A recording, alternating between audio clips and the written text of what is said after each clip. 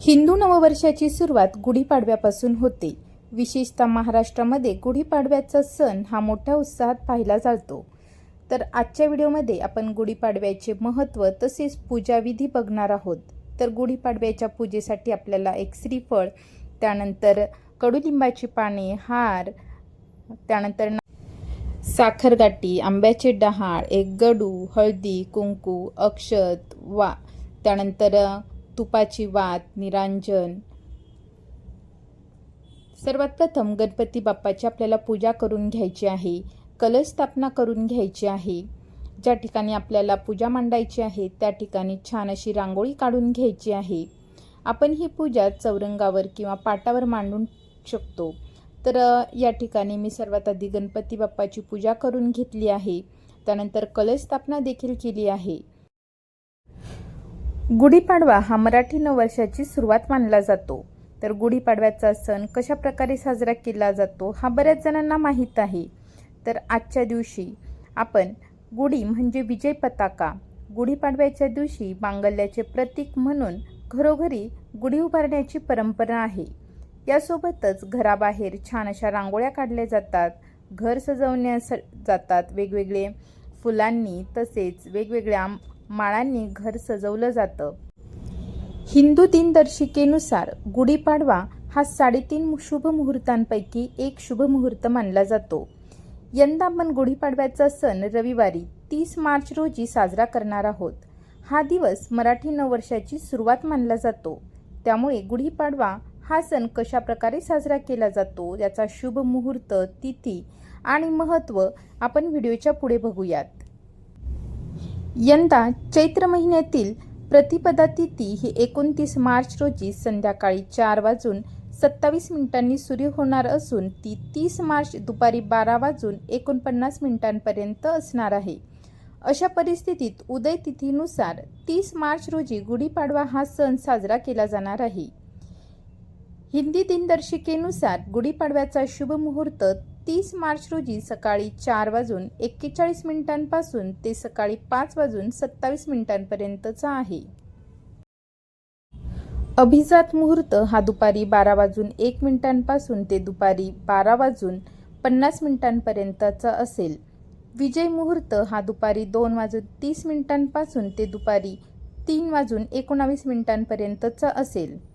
तर गोधुली मुहूर्त हा संध्याकाळी 6:37 पासून ते 7 वाजेपर्यंत असेल। गुढीपाडवा हा सण 3.5 मुहूर्तांपैकी असल्याने या दिवशी जरी शुभ मुहूर्तावर पूजा करता आली नाही तरी आपण संपूर्ण दिवसामध्ये कधीही पूजा करू शकतो। महाराष्ट्रामध्ये गुढीपाडव्याचा सण मोठ्या उत्साहात साजरा केला जातो।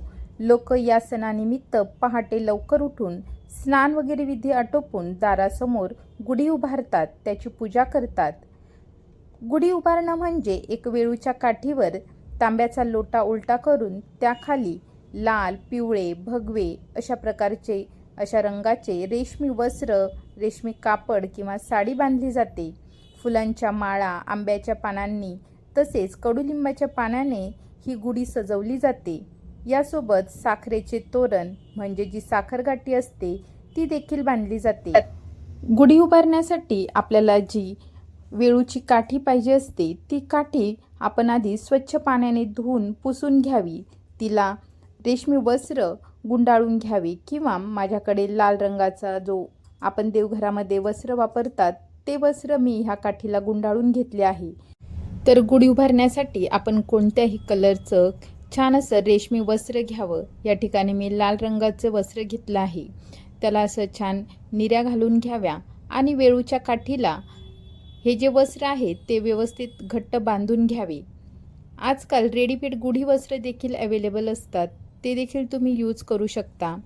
तर अशा प्रकारे मी ह्या वस्त्राला चांगलं बांधून घेत आहे, जेणेकरून ते वस्त्र जे आहे, ती जी साडी आहे ती निसटणार नाही।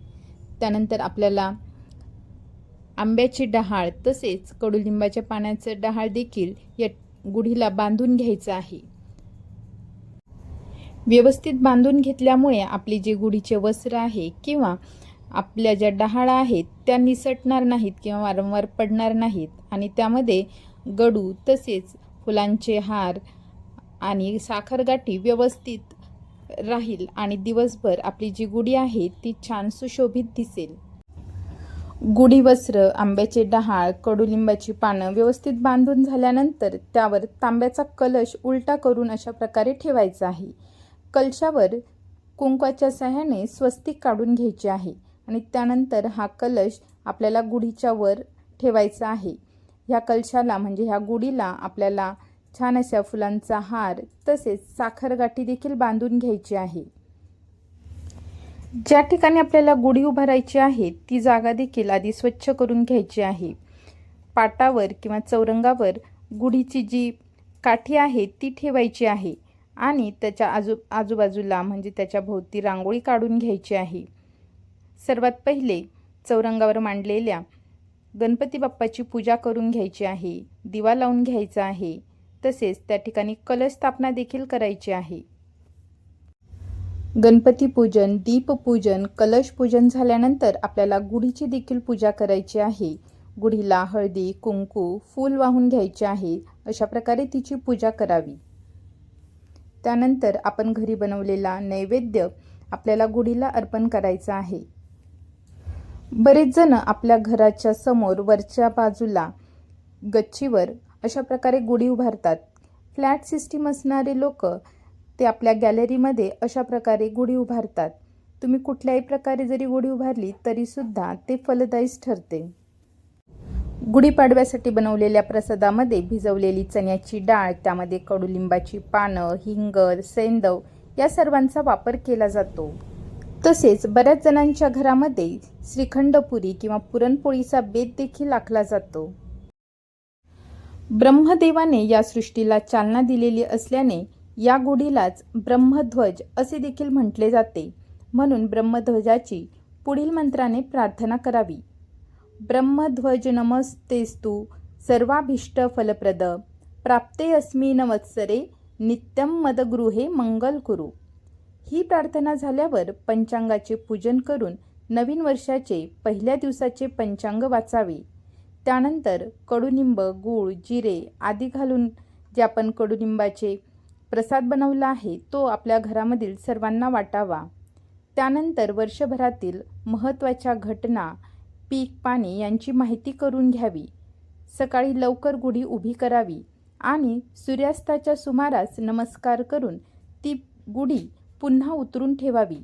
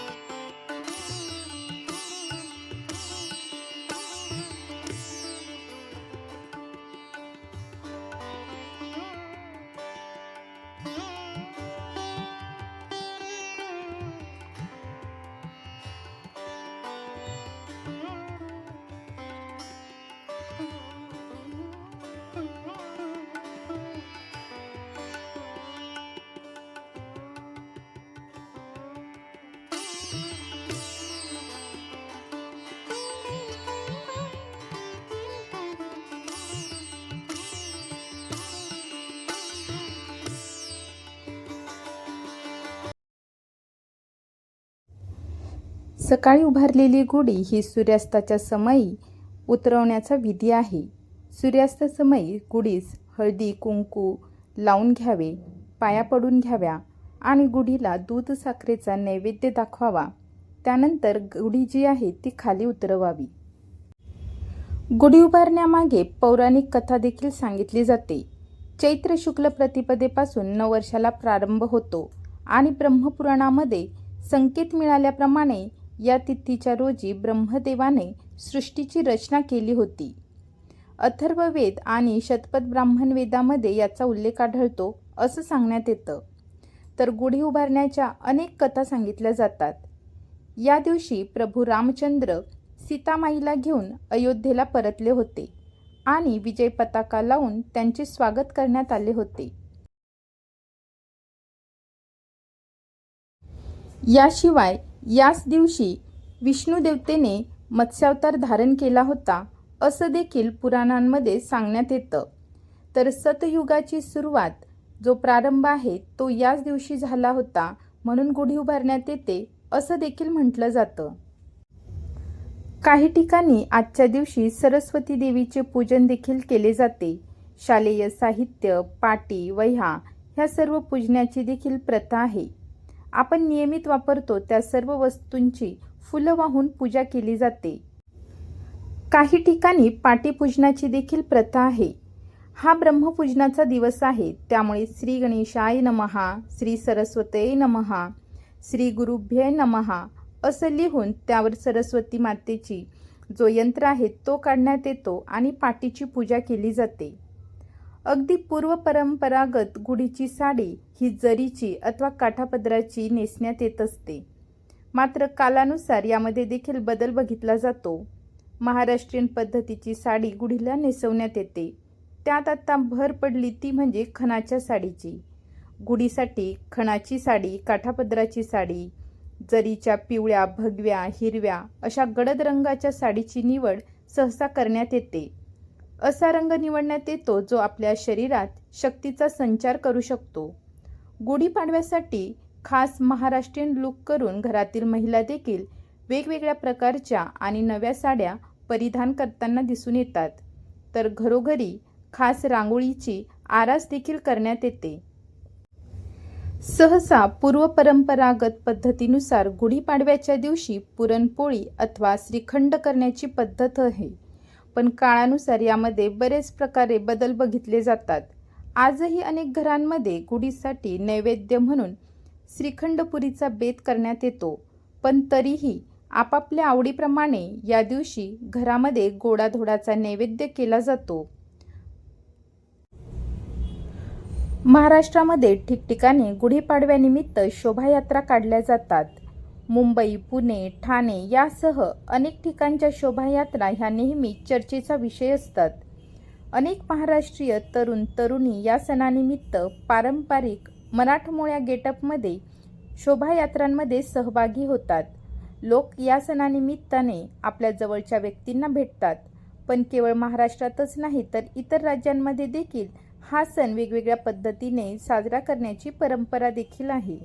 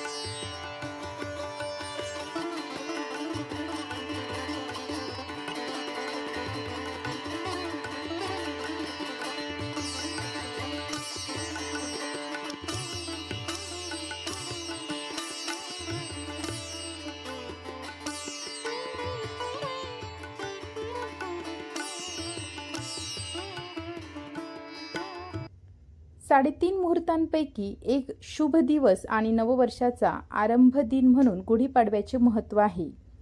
पाडव्याचा मुहूर्त आणि गुढीपाडव्यापासून सुरू होणारे नवीन संवत्सर सुखाचे जावो यासाठी तुम्हा सर्वांना खूप खूप शुभेच्छा.